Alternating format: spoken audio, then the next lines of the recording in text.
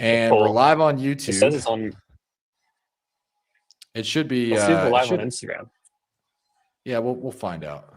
Yeah, I don't see anything yet. That's because. Do you see when you're in? That's because you're a liberal. Oh, I know. I see it. Nope, just a little bit behind. I just started going live, but you need to go live on your side. Do I have to click a button?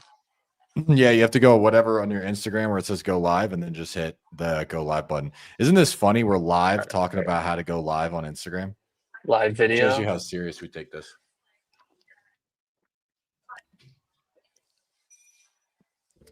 And I'm just gonna go in. What's up, Gustavo? While you're figuring that out, bro, I'm gonna show you guys something cool. So we're just gonna jump right in. Dude, do an intro, bro. Well, the intro is every single week, Chandler and I go live and we talk about stuff that's working in the wholesaling market right now, or in the wholesaling business. So we've been talking about all kinds of stuff. We've been talking about marketing. We've been talking about sales. We've been talking about dispo. And today, I'm actually going to show you guys something cool that we're going to jump into. Chandler, you just interrupt me when you're actually live on your IG. And I'm just going to show you guys something I've been working on that's kind of cool.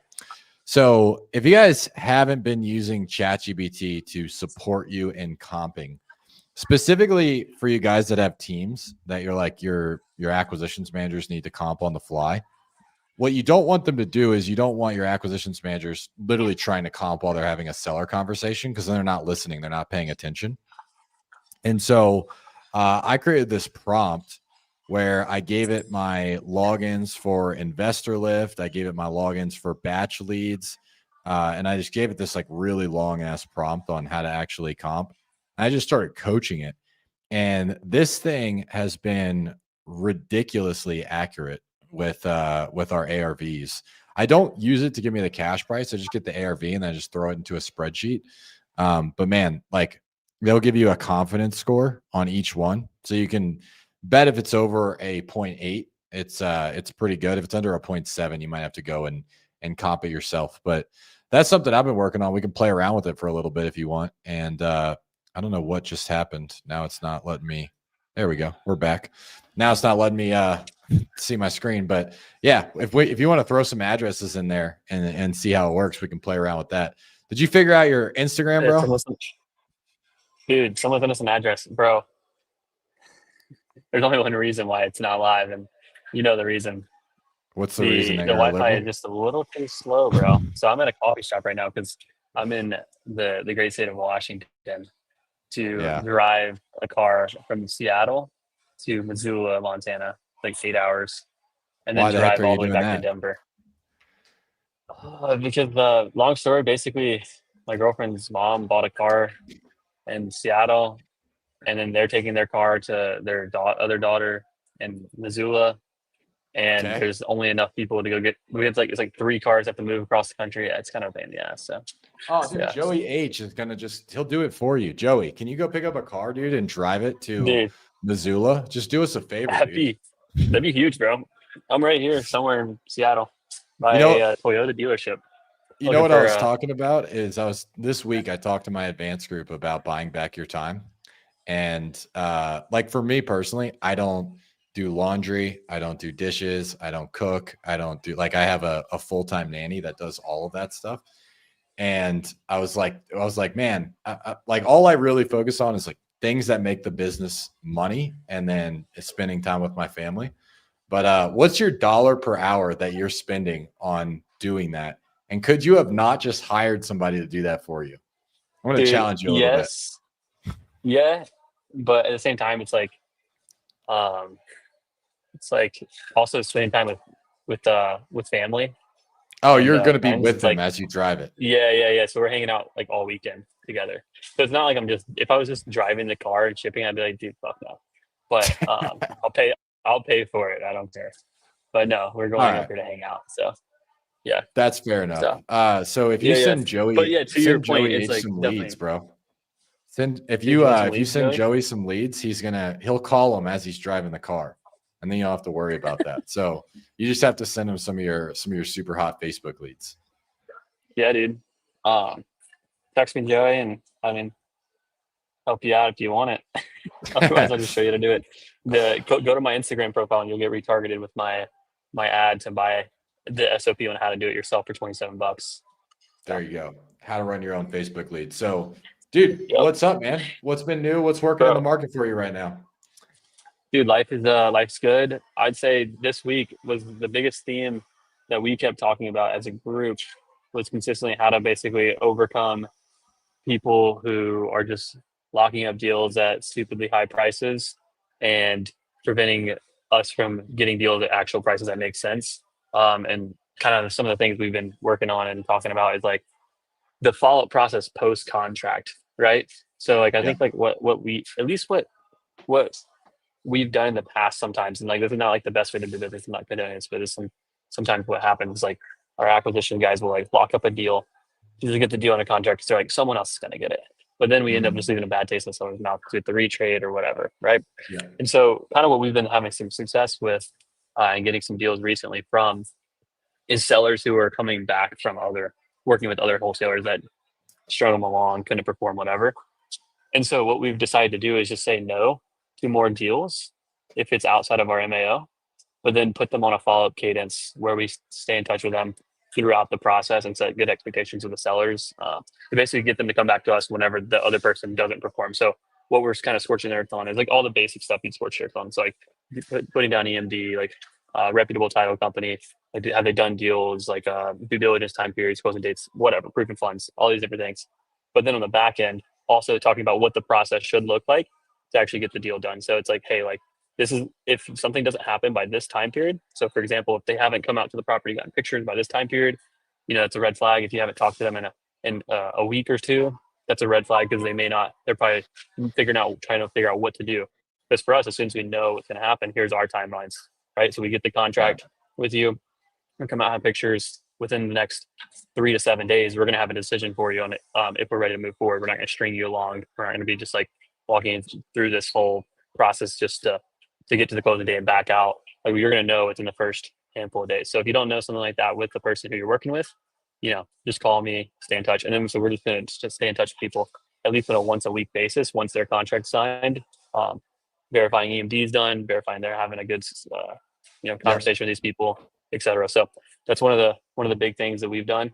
And then also like focused on purchasing properties and being able to close people out in like 7 days for the right avatar.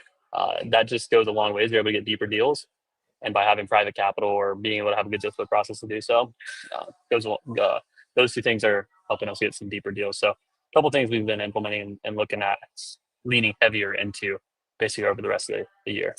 What about you, bro? Yeah, it's crazy that you say that because that and for my students, I'm going to be talking about it next week. We're literally the only thing that we're going to be focusing on for the next week or two is just handling the multiple quotes. Like I've got a higher offer, but I usually what I'll do is I will figure out where are my reps struggling, like what are my reps running into, what problems are they running into, and then once I've got a system that actually is working for them, then I'll go teach it to my students. And so that's been the main thing that we've been working on is the multiple quotes and that we're not the highest offer. So like, especially right now, we've been talking about this for a while, but it's increasing more frequently that I feel like you in the have last these month, it's pretty drastic, the increase. Yeah. Well, you just have these dumbass wholesalers and honestly, probably some dumbass flippers too, that are going to lose a shitload of money that just have no idea what they're just comping their properties incorrectly.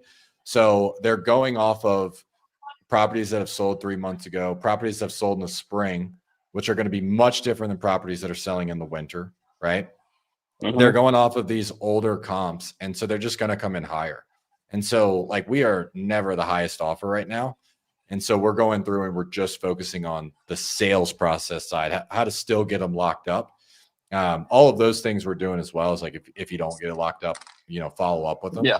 But how do you prevent it to begin with? Like right out the gate, when they tell us like, oh, I've got a higher offer, we're like, oh yeah, that's actually super common. We're never the highest. A lot of people still work with us. Why do you feel like that is? Well, because you do this, this, and this, right? Yeah. And obviously like there's always going to be some knucklehead that puts a higher number on a piece of paper, but you're not just going to take just the highest number on a piece of paper, right? They're like, oh no, obviously I'm not. Yeah. So what would you be looking for to know that you're making the best decision for you? Like we're going to be going, like I just have been going through that How do you framework with how do my you team.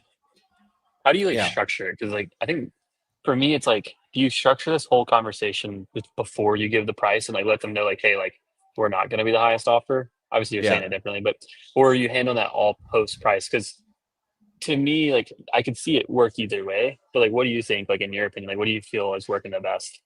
Yeah. So first thing, if like a lot of times when you ask the question, so at the beginning of our process, we'll say, what caused you to want to look into this further? The seller will say, well, I actually just clicked on like 3 of these ads, 4 of these ads, and I'm just like calling a bunch of people to find out who has the best price. Right. We're not going to address it right there because there's no trust built. So we're going to pull it later into our conversation after we've gone through problem impact. Like we actually got the real motivation, got them to feel the pain points, got their future state and their trust built. Then what we'll do is we'll say, okay, so what have you tried to do so far to be able to sell the property that bring up the other companies? And I will try to prevent it right there. Right. And so what I'll do is the first thing I'll do is I'll say, so let's say that all the offers come back at relatively the same price because we all do the same thing, right? The property's worth what it is. How would you then decide on who to work with? And they're going to say what? They're going to say like, well, based on the person I think can close the Yeah. fastest or whatever's most valuable for them, insert whatever thing. Yeah, and so that's really smart of you to say that because you'd be surprised. There's a lot of sellers out there that will literally just work with somebody that puts the highest number on a piece of paper. And unfortunately, those are the sellers that they end up getting these memos put on their property. The buyer never ends up closing and they get strung along for 3 to 6 months. But it sounds like you're smart enough not to do that, right? I'm not gonna lie, you made me feel real good right there. Framed it. Boom. So Yeah, like that's the first thing that we'll do is that's good. we'll start planting a frame in the beginning that they are smart enough not to work with just the highest offer. I was actually just on a call with one of my students who does direct to agent, and it works with agents as well. So like we created a frame for him, like yeah, and obviously you're going to get those offers from like the New Western guys and all those other companies, and there's going to be somebody that puts like a super high offer on a piece of paper, but you seem like a pretty seasoned agent and that you're pretty smart. Like you're not just going to go with the highest offer on a piece of paper, right? They're like, yeah, no, I'm not going to do that. And then once they admit to that, once they hit that, then it's like, okay, boom. Now I've framed them as the highest offer is not the one that's going to be able to win. Right. Then if I still haven't overcome it completely, like I might need to objection handle it at the end, but I'll do it twice. Right. So I first I frame. Then the second thing is after I've given the offer, whenever they tell me I have an offer, I'll be like, yeah, of course. Like we're not going to be the highest offer. There's a bunch of knuckleheads that are going to put a higher number on a piece of paper. Why do you feel like people still work with us? Because of this. Yeah. Why is that important to you though? Yeah. And then what feels riskier? Is it taking a gamble with somebody that puts a super high number on a piece of paper, knowing that you have no idea if they're going to close, or is it working with someone that you feel like you can trust that's actually going to get this done for you? So we have like an entire process. I'm giving you like cliff notes on that. Yep. That's one of the big things that we're working on because right now you're not going to be the highest offer, especially like there's a lot of these, dude, there's a lot of people teaching wholesalers how to get their first deal, like charging like 15 grand to be like how to get your first deal. And I don't even understand how that's an ROI because it's like your first deal is going to be 15 grand. You know what I mean? If you're lucky, you do a good job. Yeah, if you do a good job. So there's a lot of those people like flooding into the market of the newbies. And those people, the problem with a lot of them is they're not actually doing deals. Like you just can tell. Like there was a guy I saw on Instagram, and this dude's a clown, by the way. But he Sure, seen them. posted something on Instagram. He posted his email, and I looked up his website to see if the guy was legit. And his website didn't even work. Like it had like insert city. I'm like, dude, you say that you run inbound leads and you don't even have a website that's working. It's like you obviously don't have a company. And there's guys like him that they're definitely not teaching the right way to comp properties because they're not actually doing it in today's market. You know what I mean? And so that's who we're up against though. At the end of the day Mm-hmm. is, like as It's like, wholesalers and flippers, like we're making offers on people on prices that we can actually buy it for. but you're going to be up against these newbies that the seller can kind of sniff it out, by the way. Like, that's the thing, is the seller will sniff out that they're not serious, that they're not actually legitimate investors, because they're going to, if you have a good sales process, they're going to trust you more. And so these newbies don't have good sales processes. So it's really easy to outsell them. It's really hard to outprice them. So like, you just got to get really good Yeah. at selling. Well, it's You like, know what I mean? do you know who Sean Strani is? No. Okay, he's anyways, he came and talked to our group, kind of loose friends with him, whatever, business friends. Yeah. He'll do like 4 million this year in his company, We're wholesale more than flip. business friends, by the And way. yeah, So, dude, you we're know. like actually homeless, just so you Yeah, guys we're all know. friends. Just so Me you and guys know, John we're not business are friends. business friends, I but just we're want also to, I like, just want to go on the record and say that. yeah, I don't talk to him, be like, yo, one of my like business friends, John. I'd be Yeah, like, don't yo, ever my call boy me that. John. Yeah, don't call Yeah, me that. But John anyway, calls go me, I ahead. answer, and vice versa. Unless you call John and not on FaceTime audio, then he doesn't answer because he doesn't have cell service. That's funny. Uh, But anyway, go ahead. Side note, he was basically saying like the same thing. He's like, all these people are basically spending. Let's just say, for example, newbies. They're spending this time, money on marketing, on a course, on a program, with the dream to get a deal, right? But everyone glorifies the contract. These guys glorify the contract for whatever reason. It's like once you get a contract, you are like a hero, in these guys' Yeah, eyes, and just in yourself. And so they'll basically just do whatever they can to get someone to sign a deal, and then yeah, string someone along. But the good news is there's things they're going to mess up, like on the dispo side. Like they're not going to call the seller. They're just going to let them sit there. They're not going to be able to find a buyer. The good ones, the guys who are going to make it in business and entrepreneurship will figure it out. But 95 to 98% of them will have no idea how to do it and just basically screw the seller over. And so by being able to like another example of this, like the one of our Atlanta friends name's Clint. Um, he's like the same guy. He's like, I just want to close on everything as fast as I can because that gives me an over, and flip it. That gives me an advantage on everyone. And then also at the same point, there's just less deals going around. So we're looking at taking down some more properties to flip them as like a more primary strategy. I just don't know. I don't know if that's yeah, something that I really want to commit to. I don't know what your opinion is on that. It's like it's a larger lift and also like more exposure to the market in general. yeah. So that's something that I'm tossing around. I don't know what your thoughts are on that. I will say the flippers in my group tend to make, they have like a healthier ROAS, and they all have the same complaint. Like, it's so funny. Like, your wholesalers are always focusing on like scaling and stuff like that. And the flippers are always like, there's just different constraints. The flippers are always like, oh man, all my money's tied up in these properties. My cash conversion cycle's too long. My cash conversion cycle's 4 months, 5 months. And wholesalers just have different problems, right? Like sometimes like, oh, I'm getting beat out by flippers. So, I mean, I don't think there's wrong either way. I'll tell you, like for me, I turned into like a Dave Ramsey after I lost a bunch of money flipping houses because Mhm. I don't know if I would have done this myself, but I had like some partners that were like, oh yeah, we just raise money, we do all this, and I was in a mastermind where that was the hot news, right? I was in a flipping mastermind. I'm actually in that mastermind again, and so like it's a flipping mastermind though, and all those guys talk about is like raising capital and taking out leverage and 90% LTV with Kiavi and raise the 10% so you're 100% leveraged. And I just did it because I didn't know any better. And that's what ended up costing me, 600 grand when the market turned. And after that, man, like I maybe a little bit of like PTSD with raising money. I just decided I'm going to have no debt. So I don't have any debt anywhere in my life, like personal debt, business debt.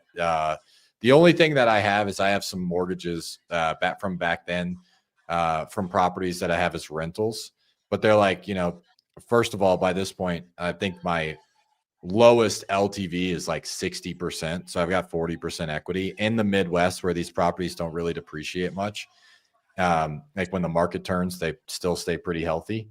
And I kind of like to keep it that way. So my thing is like, yeah, I know you can make more money. I also know you can make more money raising a bunch of private capital and going do stuff. Like there's I'm not oblivious to that. I understand why Grant Mhm. Cardone's so fucking rich.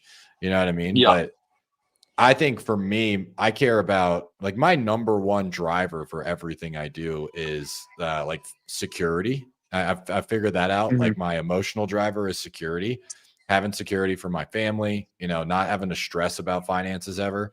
And so, kind of the line I won't cross is if you know, I'm not going to flip a house if I have to take leverage out on it. And so I'll do it. I'll flip a house cash, but I'm not going to flip a house with leverage. And that's if you want to do it at scale, eventually it does come to a point where you got to start taking out some leverage. And that's kind of just for me personally, that's where I kind of Yeah. cross the line. It's like I don't love raising private money. Yeah. No, I totally feel that. I think as long as you're like not raising private money out of like a complete necessity, and Mm-hmm. this is again, this is just different opinions. Um, it's not a problem. Where I think you get in a slippery slope, and I had this because one of my buddies went on a deal like this. Um, these guys were he lent like a second position to them. You know, whatever 20%, whatever the terms were, ended up not being worth it because he lost all his money, but because the guys went belly up. But yeah, they were Yeah. so over leveraged and they had no Mm. cash. Like, so one, they had tons of other people's money. Two, they weren't making money on the flips, and three, they had no cash. So it's like if That was me in you know, 2022, bro. That was I know. 100% me. Like we were using all of our cash to reinvest back into marketing and pay our team, and we were taking Mhm. out leverage for the flips. And so yeah, Yeah, dude, that was me in a nutshell. it's Is like what I was doing. yeah. I feel like in that position, it's tough. I feel like if you're like if you can look at the worst case scenario and you're like, okay, like I could stomach that, like from a cash flow perspective, you know, like Mm. for example, like where you are now, I think that because I didn't go in debt, but we also lost a fuck ton of money as well in that same time period, just Yeah. from losing money on deals, the business, marketing, whatever. And like it Yep. took me a while to like get over that scar tissue of like seeing, you know, your account drop like 600 grand, and you're just like, Yeah. it's like a knife, like it's like 5 or 600, like just over like a 6 month period, it's like a knife going in your heart. And like every time you look at your app on your bank account, you're just like seeing, you just like feel PTSD. You know what I mean? Like you just like Yeah. feel bad. It probably took me 2 years to get past that.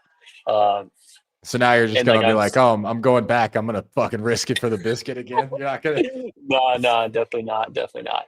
But more just part of me is also like, dude, if you make 50K per deal instead of 20K, 30K per deal, you need to do the same amount of deals, you make a lot more money Yeah. with less headaches, less team. So it's like there's like two sides of it. I really do think Well, though, in let me general, add like something.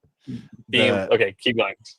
the headache though, you said less headache, so this is where I disagree with flipping.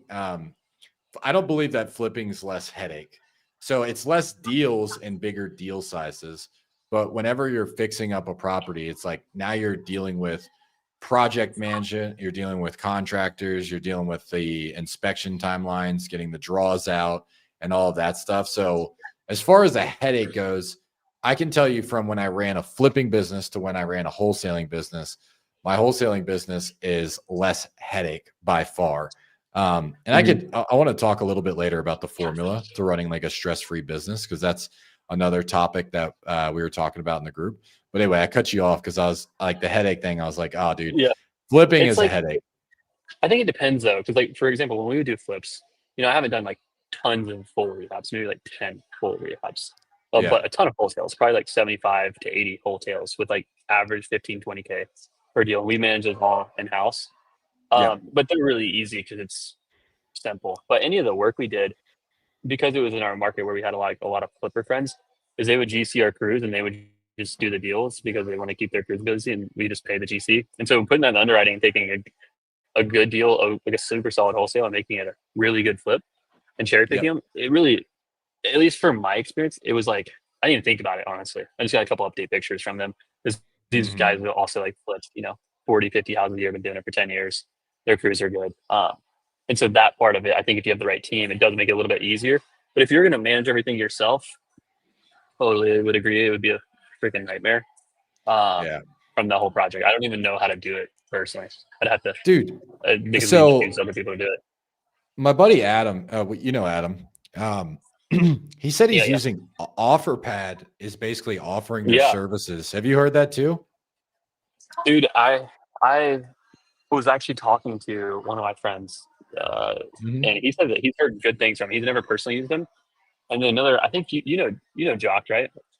Josh, Uh, Jock, Jock here. no, no, I don't. No, okay. Anyways, he's one of my buddies from Atlanta. I've lent on a couple of deals, but the he's looking to doing them. Their pricing is really good, and I've heard that they do a pretty good job managing.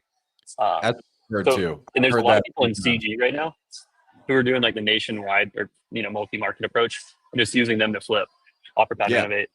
Is That that could what be Adam's something doing? I could get behind. Yeah, that's exactly what he said. He said OfferPad is crushing it right now, and they manage the construction. They manage the entire project, and I mean, they know what they're doing. You know what I mean? Like they've been Yeah. doing that for a while. So I could maybe get behind that. For me personally, if I'm fixing something up, I'm keeping it. You know, if I'm going to do construction on something, I'm going to refinance it. I'm going to keep it, and I'm going to do a cost seg because I'm more like right now in a like preservation, like wealth preservation, than like a like generate a shitload of cash sort of Mhm. position.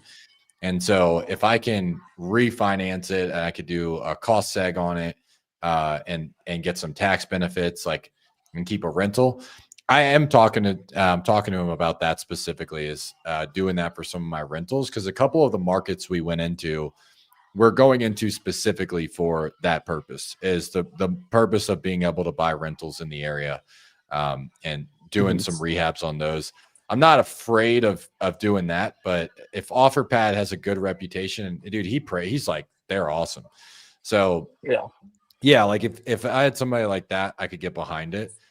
Just again, like the same rules for me is like no leverage and stuff like that, you know, or very, very little leverage, at least to where if the Yeah. Yeah. market I Refinance still like don't know. 50%. What do you think about next year? Are you thinking like Ryan Pineda just went on a live and he's like, oh, next year's gonna be the year. Worse. Everybody's about to just get rich again. Like what do you feel like going into 2026?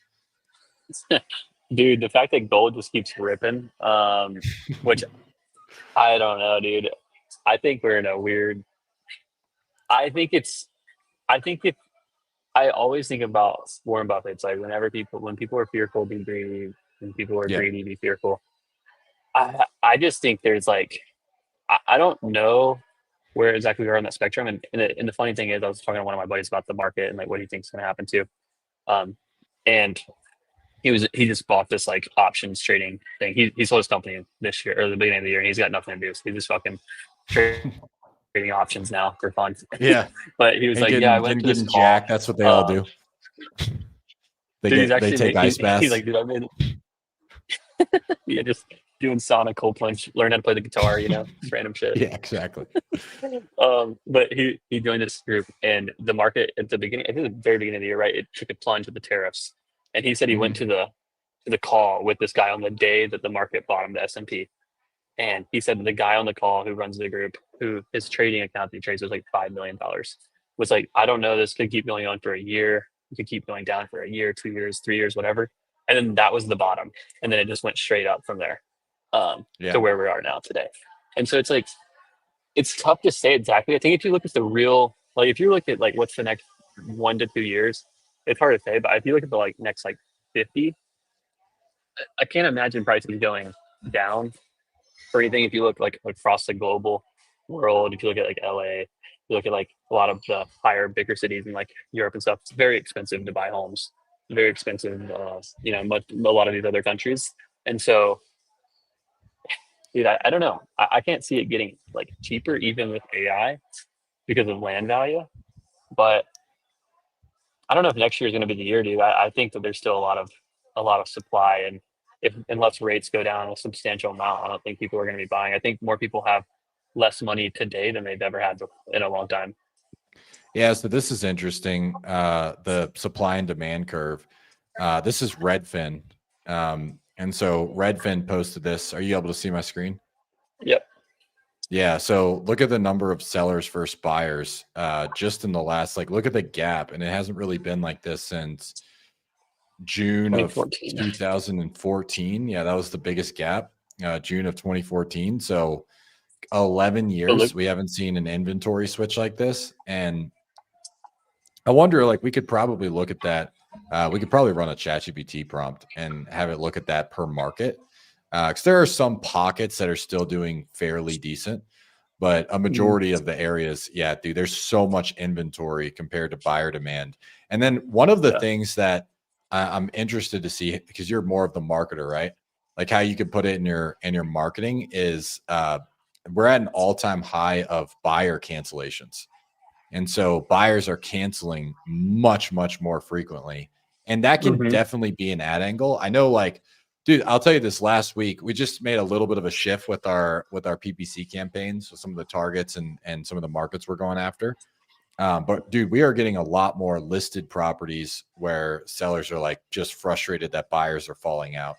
And you can Mm-hmm. still close. I mean, you can make money with those. Those are still deals. A lot of people think listed on the market like it's just not a deal, and that was the case in 2021, 2020. If it was listed, it's like just move it, move it to dead. Yeah, It's it's gonna be dead. sold.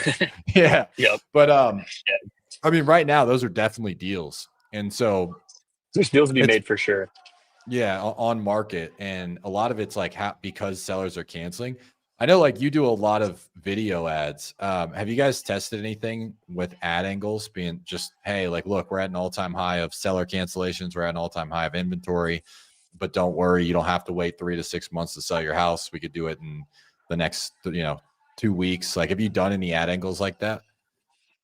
I've done one similar, and at least the feedback I got was the quality was kind of low. Now, it wasn't. Mm, If we were talking about Jeremy, like it was people just who were kind of like, hey, like I just want to sell my house for the most, but actually do it fast.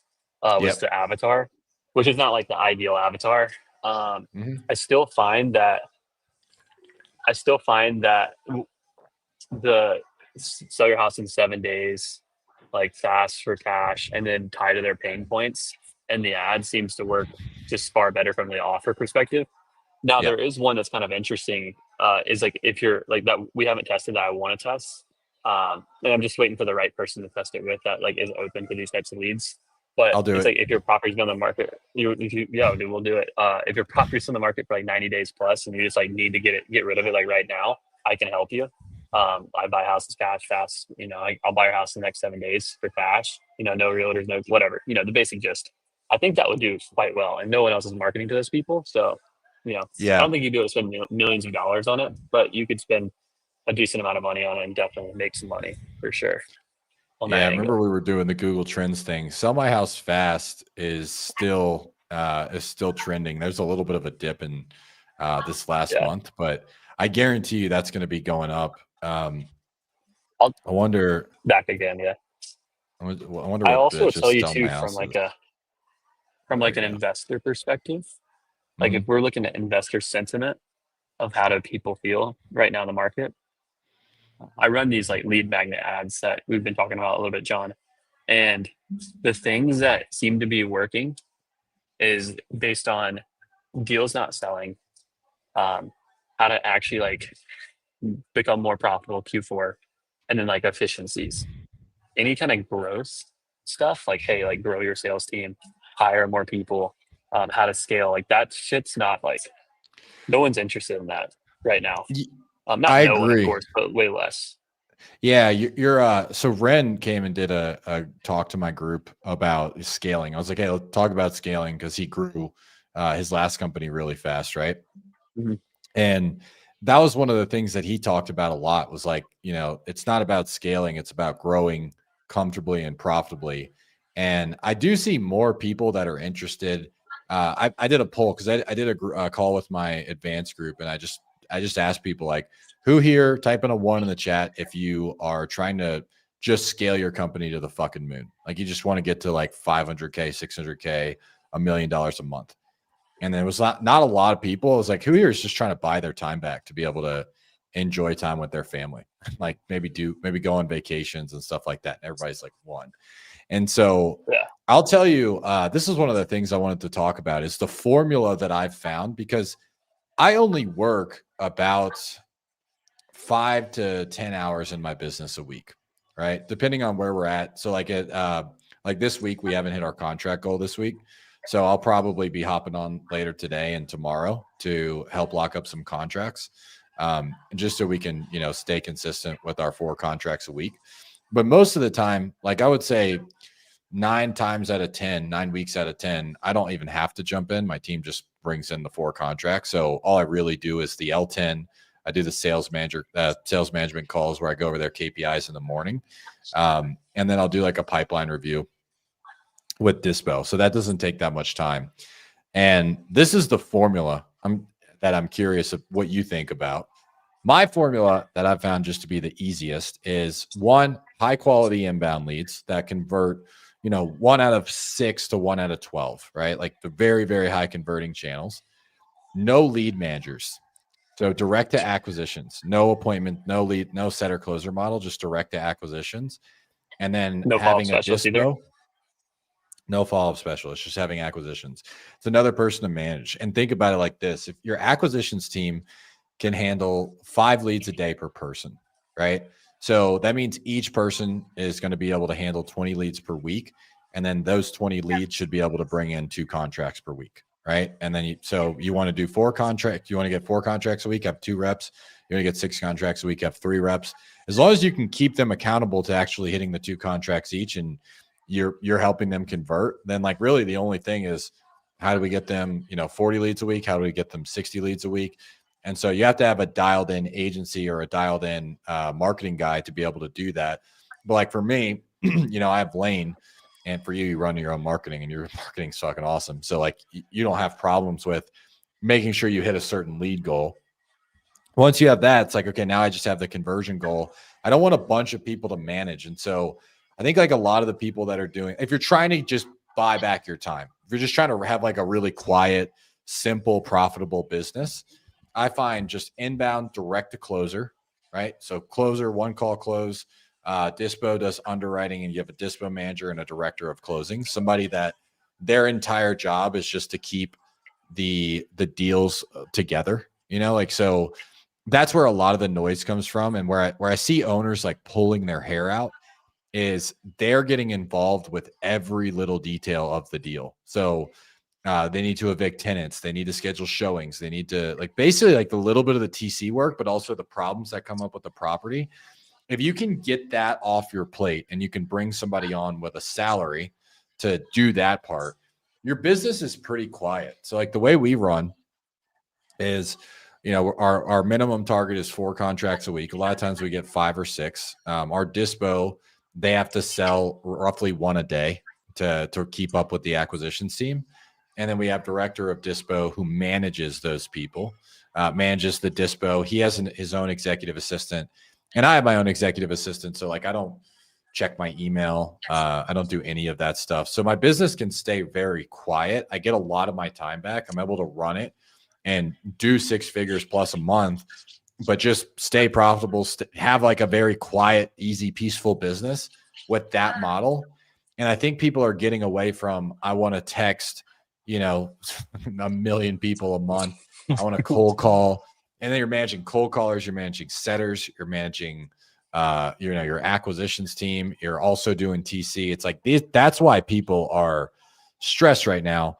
And you have to get to a point to do that, right? You have to have your conversion style. Yeah, exactly. You have to have like your marketing dialed, your sales process dialed.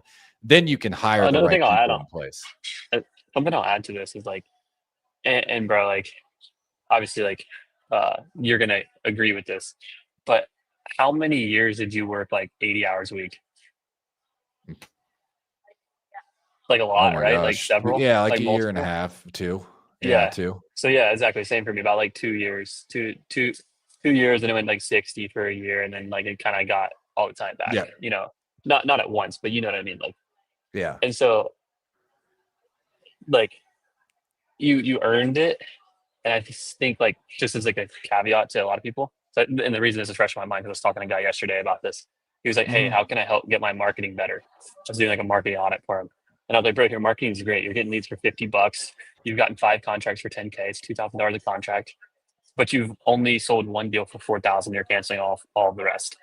I was like, I was like, and you don't know your cost per appointment. You don't know how many leads are qualified. You don't know anything about your business. I was like, your Yeah. fucking problems, your conversions, and your systems and your processes. Like, you have no sales process. You don't know how to underwrite. You don't know how to dispo. I was like, your problem's not marketing. So you spending it here, you're never gonna make any more fucking money. So you you focus on the problem, solved it, mastered it, and then delegated it to someone really good, and then you learn how to work through them. But yeah, I just say that because it's fresh on my mind. I was pretty heated yesterday Yeah. talking to this guy. Like, you fucking need to So I had straighten up, brother. and then there's some people like I'll tell you, I've had a couple people in my advanced group that, dude, they're just these people, they're like the best students to work with. You just tell them to do something and then they do it, and then They just like go do it. Yes. and then you're like, God, dude, you're just doing the things that you're supposed to be doing. It's like, yeah, now you're Yep. getting results. And so I've had a lot of people recently, and these are the guys that like they show up for the calls, they book the one-on-ones, and I'll give you an example of somebody I was talking to this morning. Their cost per contract is like $1,000. No, actually, it was $1,000. It was $544. Like they have really good marketing. They've been showing up on all the sales It's stuff, really good. and they're like just crushing it right now. And they scheduled the one-on-one. They're like, what should we do? Like they're asking all these questions. I'm like, guys, you did the work to get here. You just need to keep doing it. And the only way that you guys are going to fuck up right now is that you try to fix something. You try to optimize something that doesn't need to be optimized for. Like their close rate is 44%, right? They're making offers on 84% of all of their appointments. Their lead to qualified is 80%. Like they're hitting all the metrics, right? And I'm like, yes, you could go and like try to change your website to get your cost per lead down, but don't. You know what I mean? Don't do anything. If you're getting a fucking 12x return on ad spend, your only job is to just make sure you're not getting distracted trying to change a bunch of shit. Like but things are working, keep them working. And that's one of the things that I think for me, coaching actually made me a better business owner for my wholesaling business too, because what used to happen is my business would be going really well and I would be like, oh, there's no problems for me to fix. Let me jump in and create a bunch of problems to fix. You know what I mean? Like a perfect example is we're hitting 240K, 220K months. And I was like, we got to switch CRM so I can track the data better. And so I switched CRMs, and then like literally the next month, our freaking revenue tanks down to like 60K because all of my energy is now going away from sales. My sales reps aren't calling me anymore when they're on appointments because they're like, I'm just sitting here nerding out over like dashboards and shit inside of Salesforce. And it was like I created that because I didn't have anything to do with my time. And so I just created chaos inside of my business. And so yeah, like for guys like that, like when they're doing something good, a lot of times it's like, oh, well, I'm moving in the right direction. So let me just keep improving that one thing. It's like, bro, it's either you have a fire somewhere else in your business you need to put out, or you have no fires and you need to just get out of your own way and like fucking let it keep going. You know what I mean? Like just keep the momentum going. And I think that's another thing that I see people. I've made the mistake, and honestly, the only way I've solved that is by like giving myself the shit to work on, so I'm not like just fucking up the business that I have that's actually working. Yeah, exactly. I'll get bored and I'll start creating problems. You really go like, oh, dude, I bet we could get like a 1% bump here, get an extra deal a quarter. Let's do it. and then it jets 20%. You're like, oh, I bet if we created this AI automation, my lead to qualify can go from 79% to 85. And then you put the AI automation in, and your close rate dips 30%. Everyone's pissed. Everyone texts you like, damn AI can't fucking text me. Yeah. Somebody asked questions. I've been seeing the Republican Democrat cash home buyer video creatives on Meta. Do you know They're how pretty those funny. I've seen them too. No I'm idea a how they're doing. conservative cash buyer. You know what I mean? It's pretty cool. It's fucking funny. That's exactly what they say, I think. Yeah. I would be like, I'm a liberal cash buyer. I give away money to everybody. Daniel, I don't know, Wicked. Daniel Delbaney asked, for an agent who's starting wholesaling in SoCal, what outbound approach would you take for $500K a month marketing budget? I think it's $500, not $500K. Oh yeah, 500. per month, not 500,000. You're not spending 500,000 a month in SoCal because you could do whatever you want, bro. If you're spending 500K a Yeah. month, $500 a month is tough in SoCal. If you're gonna spend 500K a month, then I would just say you should just be a buyer and just build a portfolio. Yeah, Don't wholesale. $500 a month. Your only real option at $500 a month is to go the first to market strategy and pull foreclosures, pull like the probates, the tax liens, and just try to get to them first. So Tyler Austin's first to market strategy, if you're running like $500 a month, you kind of have to go outbound. What's your minimum threshold, Chandler? Chandler's the marketing guy, by the way, guys. I'm the sales guy. I'd probably say like if you can't spend like 1,500 a month, you should definitely just be pounding outbound yourself. And even if you're spending like, I'd say if you're spending less than 3K, probably less than 5K, honestly. If you spend less than 5K a month on marketing, you still should be doing a lot of manual outbound because you're not going to have enough leads coming in to keep you that busy. Maybe at 5K is around the threshold where it makes sense to stop. But yeah, $500. I mean, I'd probably just like fill my time foreclosures. Direct to foreclosures. If you, for whatever reason, don't find much success, like I'd also be looking to like just set up some automations on MLS and TR Realtor with like fix and flip properties and find it like 3 to 5 good cash buyers who will close, and you'll be able to make some micro little like 5K fees representing them, 3 to 5, maybe 10K even if you do a good job, and just be a buyer to the Omar. What market are you in, Omar? You said 1,500 a month because that depends, man. Like 1,500 a month if you're nationwide, like you can do some damage. Yeah, or PPC if you're good at PPC. Yeah, but 1,500 a month if you're in like Miami is like that's not even a budget. Miami, SoCal, New York, San Francisco, or Bay Area. Yeah. So for you, bro, Detroit, Michigan, local. You have a low cost per lead. The thing you have to watch out for in Detroit is you have a lot of properties that are like you literally are going to be offering them. Yeah, like they're worth like 20 grand. And so less even sometimes. Like ARV, 20 grand. Like, and they need 50 grand worth of work. I would tell you though, the way you can get around that, this is what I do like about outbound. And eventually I'm going to be launching a direct mail campaign because of this. So if the thing I like about outbound is you can target properties a lot better than inbound. That's the advantage that you have. And so like you could go and you could sort, like, for example, if you use DataFlick, which $1,500 a month, you can't use DataFlick. You're going to have to use some other sort of data provider. PropStream, maybe. Courthouse data, PropStream. But then you can go and do your filters, and you could look for properties that have a tax assessed value of over 150 grand, and you can target those properties specifically, and then you'll have more bang for your buck. Because if you try to run inbound in Detroit, you're going to get a lot of properties that are going to be they're going to be like worth 10 grand, and nobody's like, you're going to offer them $0 and they're gonna be like, why would I sell it? But if you have like a $500 less budget, I actually really like, I've had a lot of students that they do the first to market strategy and basically just pull directly from the courthouse. They'll pull foreclosures and they'll go really deep on them, like really deep on foreclosures. They'll stack their data with like somebody that's in foreclosure that's also has a code violation, that's also a vacant property. You have like 3 or more motivations, then those do really well. You just want to make sure if you're pulling data and you're going to be spending money on skip tracing, you're not just going like high equity vacant properties. That's where you're going to call a shitload of people and not have any luck. Yeah, for sure. Yeah, I like, into John's point, I totally agree with that. I think that's like definitely you should do that. And like I also want to think too is like, if I have minimal resources, where is the most value that is needed in the market, right? And I'd say overall, if you're just think what's the most valuable thing, and I feel like there's the least supply of it, and it's just being able to close super fast, guaranteed, like actually close in 7 days.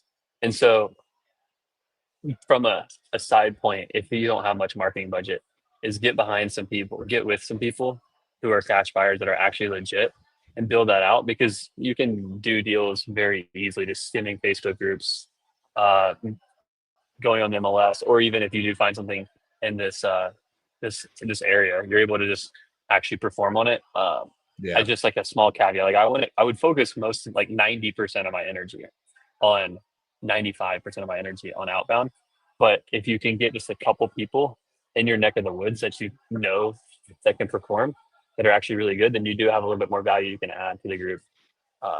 It's not like you Yeah, have to do it like all the time, but if you're bringing them a service by bringing them deals that they want, so it's he's doing SMS, by it's the a way. it's He a just posted oh, SMS in my market 800 a month. Like, yeah, it's just make sure when you're going through your list, if you're in a market like Detroit, you're filtering out for properties that have a really low tax assessed value, and you'll be good. yeah. That's the only problem with markets like Detroit. Even Also, like, if you're going, are you going in person in Detroit? Because if you're not going in person, like I would just go into a lot of markets. It'd be way yeah, cheaper. for sure. And bring a gun if you're going in person to Detroit. Yeah, dude, literally don't. I mean, you probably aren't going if I had to guess. You're gonna risk your life for a freaking wholesale deal. I respect it, man. No, I'm just kidding. Bro, I No, there's will some say, actually. My buddy lives in Detroit for a while, and he said it's actually really there's like some really nice parts of Detroit. Everybody gives it a hard time because it had a hard comeback after 2008, but there's some really nice areas. He is your says, yeah, buddy? he does Okay, Billy. cool. He I said was he's kidding. carrying too. He has a carry. There you go, bro. All right, you're doing the right thing, man. You're good, man. Just keep doing Yeah, what you're doing, and hopefully you never have to use that thing, brother. yeah. I also heard PropStream's foreclosure data is actually pretty good. I don't know how good it is, but I heard it's actually pretty decent now. Didn't they buy From a batch buddy. leads? PropStream bought batch, or batch bought Dude, PropStream. I actually don't know about that. I know PropStream was bought by a big institution. Yeah. Yeah. So Maybe like 5 years back, hopefully their 4 years data is back. better because their data used to suck. Mhm. I have a student that she's been getting like data straight from the title company, and her data was really, really bad. So like, what do you? I don't know. Do you have a lot of students that are doing outbound? What are you guys using for skip tracing? Dude, I actually asked. I haven't done cold call in like 2 years probably, and SMS same thing because of inbound. But people said batch is still pretty solid. They're using skip matrix, and deal machine actually has come onto the scene from good skip tracing and pretty good data Deal from a lot of the Machine. guys who did cold call. I was like probably mentioned like 6 or 7 times. So, but I know the best list that people, at least people who I know that are doing cold calling still, D for D, so driving for dollars. Same time you're out adding deals, driving for dollars, and then I mean, I always had the most Foreclosures. success with just absentee and equity, just from like a big list. If you're gonna call a bunch of people, but Dude, foreclosures then is what I see. particularly, People crushing with yeah, foreclosures right now. Well, like, I think we talked about this a couple of weeks ago. Start over. The thing with foreclosures is you just have to be a savage at sales. If you're not a savage at sales with foreclosures, you're going to get stomped because everyone's calling them.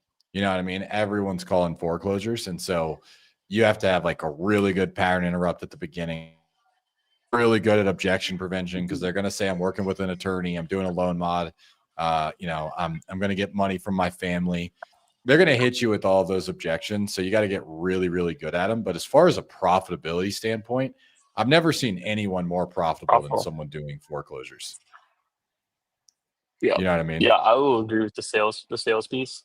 I had a client who was trying to do some sales or some foreclosures, and they kept getting like they were doing mail. They were getting like pretty good, like from marketing perspective, they're doing great. But I listened to their sales calls. I'm like, guys, like we gotta sit down and script this out because this is not. I mean, we're getting hit with like they're like, I'd really just like let it go to auction like every time, basically. And it's Yeah. like they just weren't building enough, you know, they Enough weren't gap. Yeah. doing the exactly. They weren't building the gap between where they are and where they need to go. Um, no, whatever. But point is, like, I do agree with the sales piece because everyone's hitting them up. These people are like probably the hardest people to work with from a reliability perspective and contact perspective. So Yeah. They're like herding you do need cats, to. bro. Yeah. Yeah, Dude, I'll tell you, I don't know how he pulls this off, but we should bring I don't know if you're gonna be on. If you're not on next week, I'm gonna reach out to Adam. I thought you saw you cancel it next week. So I might have dude. Adam Yeah, come on. I'm. Well, actually, no. Wait, dude. I don't know why I cancel next week because I realize I'm actually here next week. Oh, But cool. yeah, Then bring let's Adam keep on. doing it. We Let's should hang bring out with Adam on, dude. So this is the Let's do it. craziest strategy that I've heard. And I'll let him come on and talk about this a little bit more if he's available. Is he will send out mailers to people in foreclosure and say, hey, we will buy your house and we'll let you rent it back for 12 months. which is the dream for them. That's like that's all they want, right? Is they want to stay in the house. And what he does is he goes and he raises private money and he closes on the house, and then he underwrites them as like if they were going to qualify for the mortgage. So he has an entire underwriting process. And then he rents the house back to them for 12 months. And if they don't pay, he forecloses on them. And but he's like, dude, they pay because like a lot of times they can actually afford the payments, but they're just back on their arrears. We make sure that they're working. If they don't qualify, they'll wholesale it. But I was watching his spreads, bro. He's making huge spreads on the refi because he'll buy them with equity. They'll refi them out. And so that's how I believe that's how he's making his money. I don't want to misspeak though, so I'll bring him on and I'll see what Maybe it makes sense if you can get it at like, if you can buy it 70 cents on the dollar, refi, yeah, have 50% LTV essentially, you're going to cash flow. Then you basically just get a lease option at the end of the day, and then you sell it back to them at market value or a little discounted, I believe that's part of it too, is how they sell it back to them if they want to buy it. I guess, well, they don't have the foreclosure on their record, so they probably just have to go through like some credit repair and stuff like that. And maybe they could do it, but I'll bring him on and talk about it because he's getting like a 3 to 4% response rate on his direct mail. Because everybody, like you're literally, if you think about your $100 million offer, it's like that's the offer that everybody wants. It's the best offer. Yeah, like if you really want to give sellers what they want, buy your house and let you rent it back for 12 months. If you qualify, and it's a little more complicated from an operations perspective, but it's not for sure. Like it's kind of like it's an interesting deal. I like the model. It's definitely like you don't really make money on the front end. No, he does. Unless you somehow does a refi. He does.